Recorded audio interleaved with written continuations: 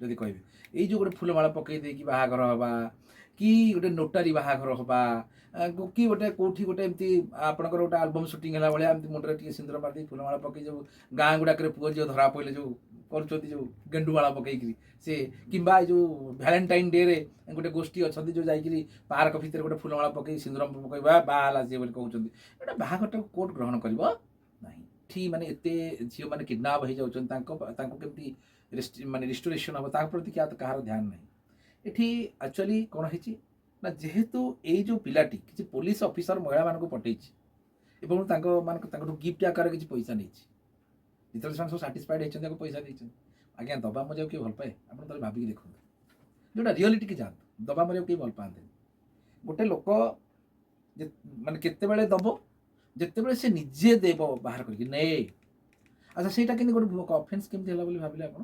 ଯାହାପରେ ଯିଏ ସାଟିସ୍ଫାଏଡ୍ ସେ ତାକୁ ପଇସା ଦେଲା, ସେ ପ୍ରେମରେ ସାଟିସ୍ଫାଏଡ୍ ହେଉ, ଫିଜିକାଲ ରିଲେସନରେ ସାଟିସ୍ଫାଏଡ୍ ହେଉ, ବନ୍ଧୁତ୍ୱରେ ସାଟିସ୍ଫାଏଡ୍ ହେଉ, ଯେଉଁଥିରେ ହେଉ ଆପଣ ମୋ ଉପରେ ଖୁସି ହେଲେ ମୋର କାଲି ଗୋଟେ ଦରକାର ପଡ଼ିବ, ମୁଁ ଭାଇରେ କ'ଣ କରିବି ଏମିତି ଅସୁବିଧାରେ ଅଛି, ମୋତେ 5,000 ଟଙ୍କା ଦେଇଥା କି 10,000 ଟଙ୍କା ଦେଇଥା।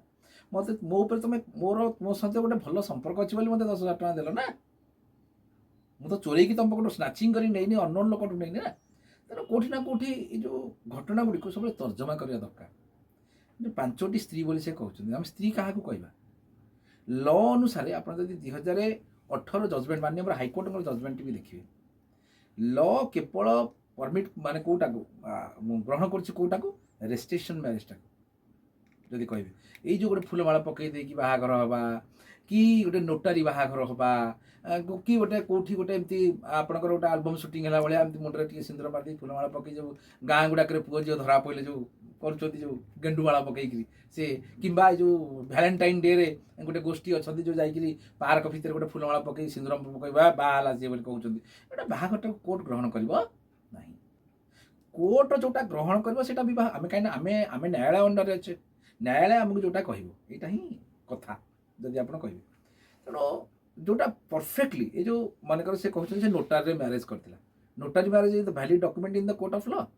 ଯଦି ଜଣେ ଆଇନ ଜାଣିଥିବା ଲୋକ, ପୋଲିସ ଅଫିସର ଜଣେ ଆଇନ ଜାଣିଛି, ନା ସେ ଯିଏ ବି ହଉ, ଏସିପି ହୁଅନ୍ତୁ, ଡିସିପି ହୁଅନ୍ତୁ, ଆଇଆଇସି ହୁଅନ୍ତୁ, ଯିଏ ବି ହଉ, ସେ ଯିଏ ବି ହଉ, ଆଚ୍ଛା ସେମାନେ ଲ ନୋଇଂ ଅଫିସର୍ସ, ଲ ବିଷୟରେ ତାଙ୍କର ଜ୍ଞାନ ଅଛି।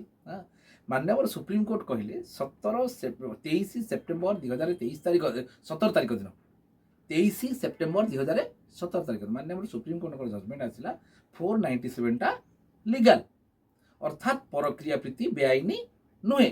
ଜଣେ ପ୍ରାପ୍ତବୟସ୍କ ବ୍ୟକ୍ତି ଆଉ ଜଣେ ପ୍ରାପ୍ତବୟସ୍କ ବ୍ୟକ୍ତିଙ୍କ ସହିତ ତାଙ୍କର ସ୍ୱ ଇଚ୍ଛାରେ ରିଲେସନସିପ୍ ରଖିପାରିବେ, ଏଇଟା ଗୋଟେ କୌଣସି ପ୍ରକାର ଦଣ୍ଡନୀୟ ଅପରାଧ ନୁହେଁ ବୋଲି ମୁଁ କହୁନି, ମାନ୍ୟବର ସୁପ୍ରିମକୋର୍ଟ କହିଛନ୍ତି।